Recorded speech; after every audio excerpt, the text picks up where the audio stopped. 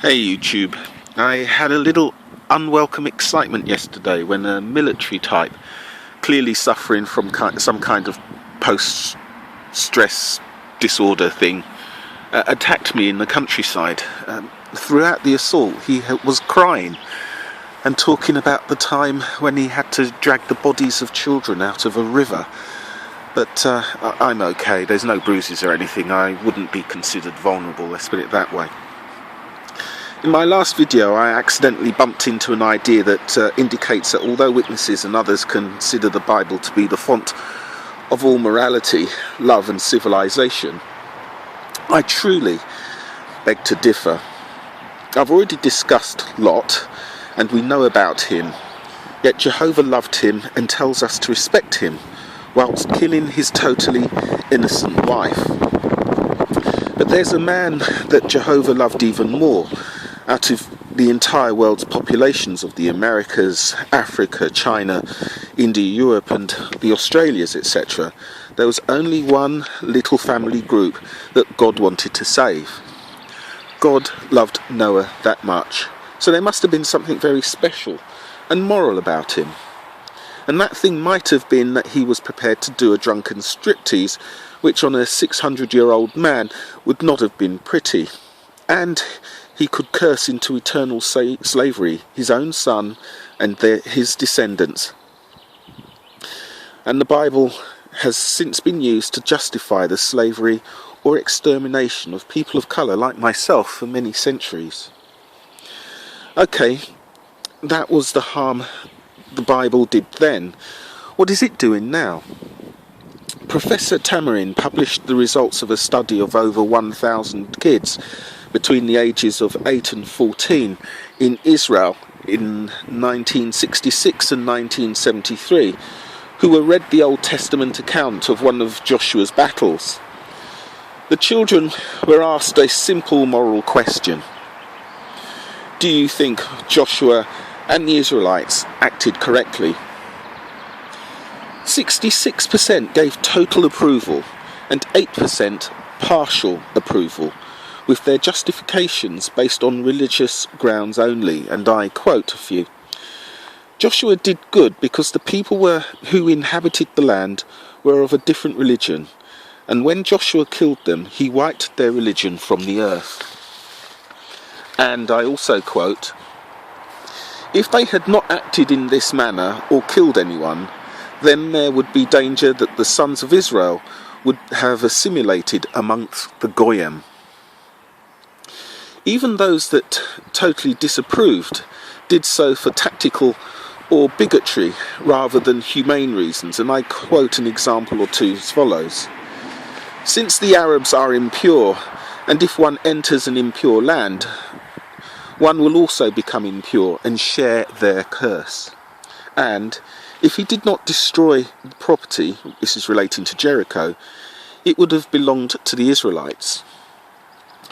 Of course, any respectable study has a control group, and they were read exactly the same account, but with names changed to secular ones, removing any religious connection, and again they were asked if the action was moral. This time, without religious prompting, only 7% approved of the genocide, and 75% disapproved. What is interesting is that Professor Tamarin was fired for his work that highlighted the dehumanizing effect of religion and the inherent immorality of religious faith. It upset the, in quotes, moral majority. And this thread of inhumanity runs throughout the Bible. Look at God's favourite, Job.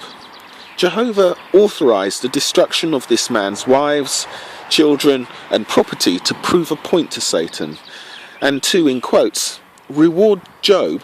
Job was given more wives and more children. Tell me please, can you replace your child or a loved one? Are children, people, commodities to be entered into a ledger and accounted for as present? How disgusting is this? So how does this relate to the Jehovah's Witness cult today? The sheep there are told to admire Jehu. A man lied and murdered because other people were not like him. Under any other circumstance, we would treat him like the monster he was, but witnesses are taught to admire him. Witnesses are taught to admire Paul, or Saul as he became later, a man that amongst many things said, "I suffer not a woman to teach, and she must learn in silence and subjection."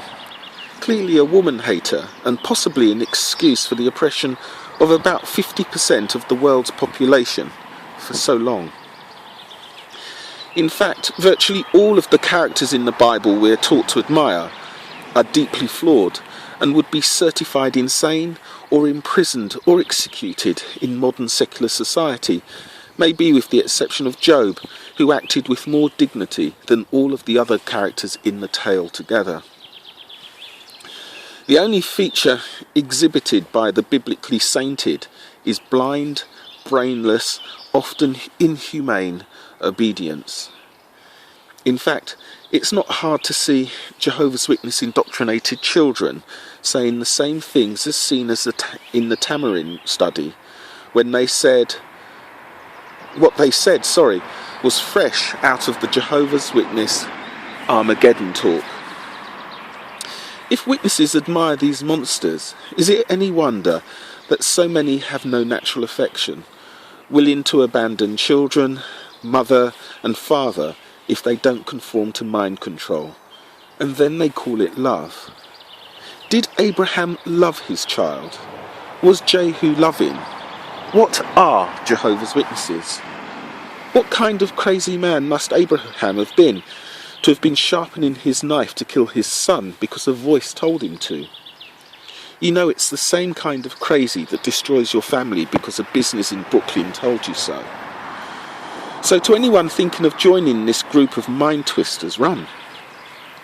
Run for your sanity, your humanity and your liberty. The smile you see on your doorstep and the warm welcome you get in your first few Kingdom Hall visits hide something truly sinister.